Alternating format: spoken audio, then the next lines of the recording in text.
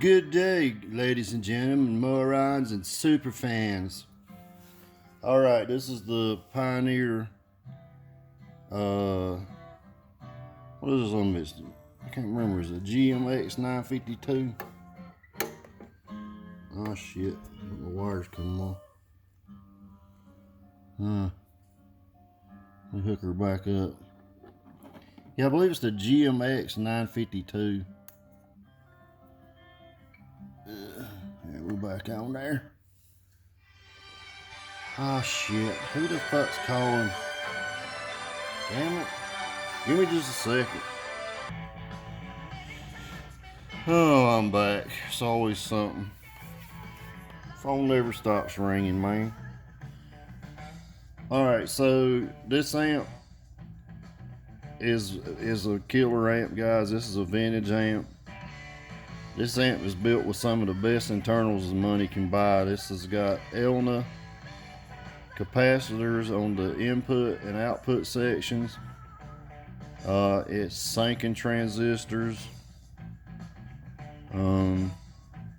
Guys, that's some of the best shit money can buy. So this amplifier will run 2-ohm stereo. It will not run 2-ohm bridged. I wouldn't try it. I mean, it might, but I wouldn't try it to try to blow it up. It does have a protection circuit, but the protection circuit will actually cut the amp off. It doesn't go into a protect different light. It just shuts itself off. That's the way it's made. This is a very good amp. It's very clean. I'm talking about the TXD. That's total harmonic distortion, guys. Look it up if you need to know what it means. When you run these tests I'm running to see what kind of voltage it'll really run at, the actual amplifier says that it'll run, and this is through like Crutchfield. This is on the back of the amp. It says it runs 10.8 to like 15.1. Well, that's where I always say trust and verify. You can trust these nuts because I'm going to show you on here. I'm going to show you. It's already running 15.5. It's not in protect. No. You're going to be amazed what this amp will do.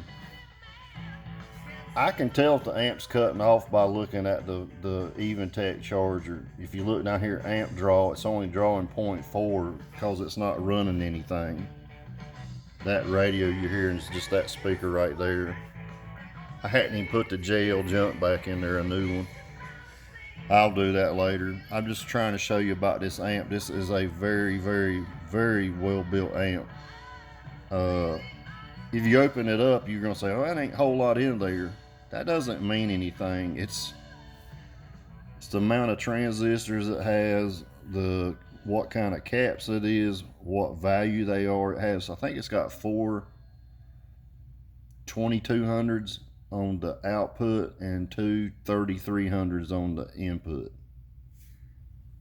Alright, this amp is going to do 6. Now, it does its power at, say, 25 amp consumption.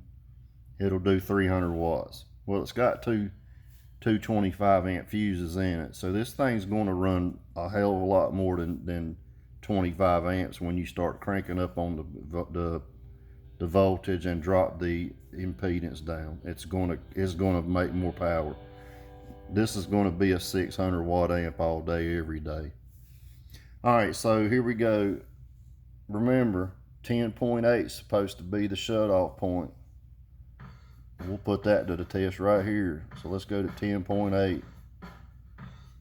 Still running, and you can tell it's running right here. Let's just keep going on down. I already know where it's going to cut off at.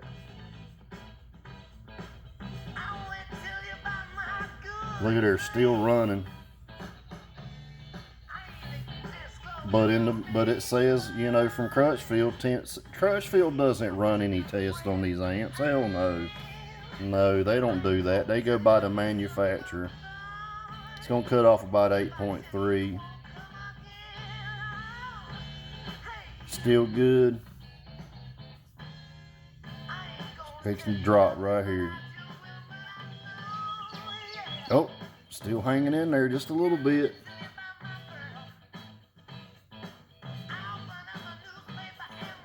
8. Oh. If I come down quicker, it'll cut off. There you go. 7.9 it took it to cut off. Wow. Now see, if you come back at 8.3 slow, it ain't going to come on. You've got to give it a kickstart in the ass. You got to go to right there, and now it's back on. Now I come back to 8.3. It's going to stay good. But you just saw 7.9 volts this amp will run. Now let's give her the other direction. It says 15.1. We've already went to 15.5. It's still running. Let's go to 15.6, 16. Still running. But you know, this ain't no $5,000 amplifier, and it's not no $3,000 amp that they claim. Oh man, wasn't it DC Audio had them 9K said they'll run 18 volts? I'm like, well, great, that's fucking awesome. Watch this shit. Let's see, 18. Yeah, that's pretty good. This amp runs 18 volts, and it ain't $4,000 and $5,000. No, hell no. It ain't 3,000. Matter of fact, it's gonna put these other amps to shame. 19.4, damn. I hear you. 20 volts. Guys, this amp will run over 20 volts easy. You're seeing it with your own eyeballs. Do you need some fucking glasses? 20 volts. So, what do you think this amp's gonna make if it was to be able to run 20 volts? If you had a 20 volt system, this motherfucker's gonna make some killer power. Hell yeah. And it don't cost $3,000. And guess what? This amp is over 20 years old. This is a vintage amp. Far beyond 20 years old. And it's still running. I've turned the radio off. When you run these tests, run the RCA, you guys. Always run the RCAs. It needs the RCA input so it can actually do something as far as it's seeing an input signal. Because there are some amps that if you run them 16 volt without the RCA plugged in, they'll run, but you plug the RCA in, they'll cut off as soon as they sense a signal. Not this amp, and I got lots of them, but what I do is you need to always run your RCA when you run these tests to see if your amps will run 16 volt or more. Guys, I got brand new amps. Badass amps. I'm talking about badass amps now that will not do this. No, hell no. No, this amp, you just saw it run over 20 volts. But there's other amps out there, man, that cost $5,000 now, and some cost $3,000. You get them up to that, they're going to explode. They're going to blow the fuck up or go and protect. This amp did not go and protect. I've showed you the protect circuit. This is protect circuit. I'm going to turn it down to 7 volts. Look, that's protect. There it is back on. This amp, that's at 9 volts. This amp is a great amplifier. I don't know how to keep saying this. You buy what you want to buy. You get what you want to get. But if I were you and you had just a basic system, you would be a dumbass not to run these old Class A/B amplifiers. They are stronger, tougher, sound better, built better than the new shit. They'll run at higher temperatures than the new shit. These amps are built like tanks, man. And I'm going to tell you why they were built like tanks. Because back in the day, people did not have proper electrical. They didn't know what they were doing. No, that was 99% of the time people blow shit up because they don't know what they're doing. All right. I took that X-Fire that wouldn't run in the Scion past 16 volt. It wouldn't run past 15.5. I put that amp in a car that had an American bass amp. The American bass amp died. It was a 4,000 watt American bass amp. I keep it real here. I took that amp out and put an X-Fire in it, and the X-Fire was killing that American bass 4K. You know why though? Because the guy did not have enough power hitting the amp. No, I said, man, You need an extra battery. You need all kinds of shit to make that American base amp or any kind of 4K run properly. But this X-Fire is going to beat the shit out of them subs. He had Scar subs. I said, and he's got solo barracks too. I said, you're only running this amp 2 ohm, and it's got some crazy power. And I said, and we can put that on them solo barracks and beat the piss out of them things. Yeah.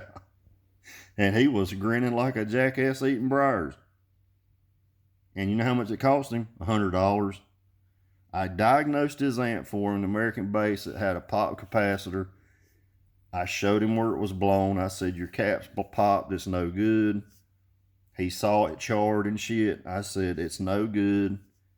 Let's put this X-Fire in and it's going to do, but it's less power. I said, no, you're not getting none of your steam out of your amp because you're not hitting it with correct power.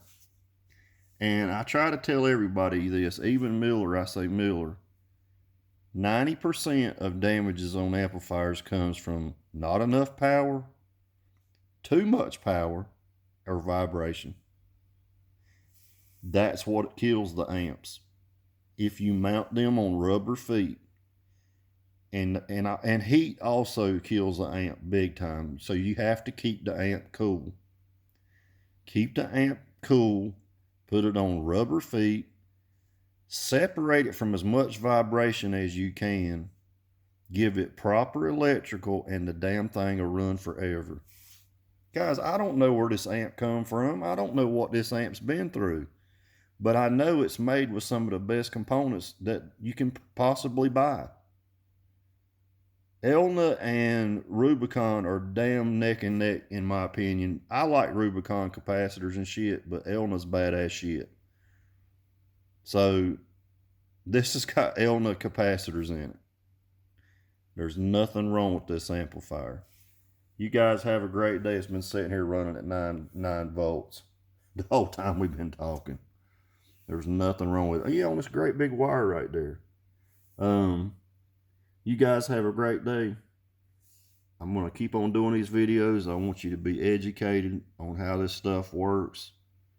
I'm going to keep trying to help you. But if you have a basic system and you want it to sound killer, you better be hunting these vintage amplifiers. I'm going to have these amps for sale. They'll all be for sale at some point. I'll put them for sale. And you don't have to worry if they're going to work. I've already tested them. That's what I do here. I'm going to test them, put them through the paces. That amp works just fine now. That's a different X-Fire. That's a 4-channel.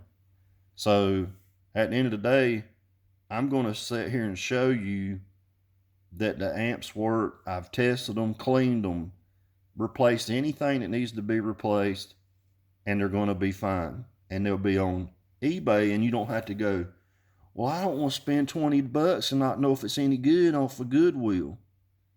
It's just $20 but when I check it, the price is going to go up because I know you're getting a good amp.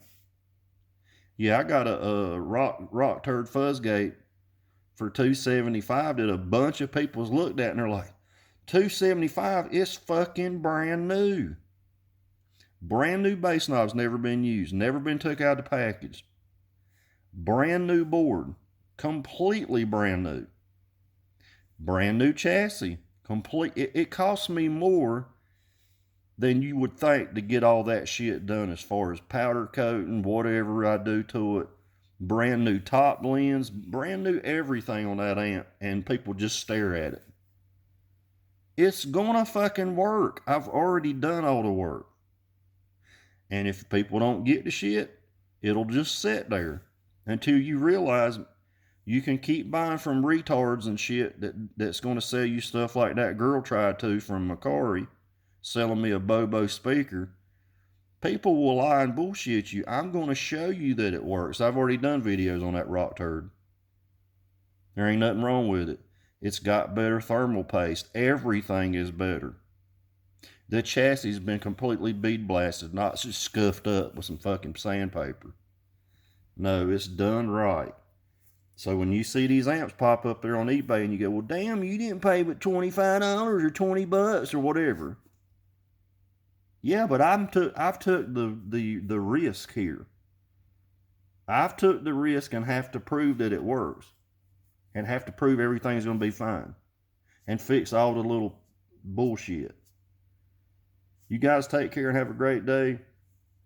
Do your homework. Buy some good old vintage Class A B amps. You can't go wrong. No. Don't buy one that looks like the damn thing's been thrown out into the street and ran over by a pickup truck. No, that means somebody didn't take care of it worth of shit. You can tell this amp's been took really good care of. For its age, it is in really, really good shape. That's how I knew. I was like, this is going to be a good working amp. It looks great. 90% of times it's looks. If you can tell that if they look good, they're going to work. Yeah.